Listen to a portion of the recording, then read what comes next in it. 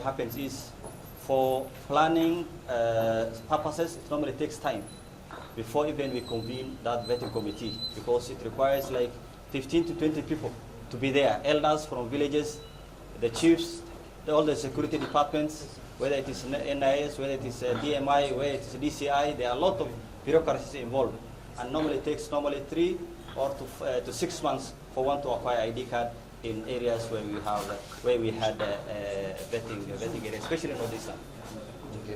Unlike other zones, because I serve the other areas, it normally takes like a week or maximum 2 weeks for one to acquire ID card. And when I was serving in those regions, a person comes and brings either a father or a mother, one of the ID cards to show that they're Kenyan, and comes with a birth certificate. And we used to issue them. And we are the same people, we are all Kenyans. So we knew that this was a problem, a huge problem, and this huge problem that we were facing was lifted by His Excellency President Ruto. We appreciate his work, and we want to inform the other Kenyans that Kenya is one. Kenya is one.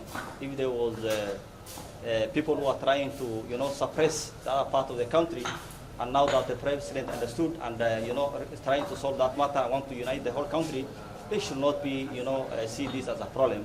They should at least accept and make sure that we are all working on the same purpose.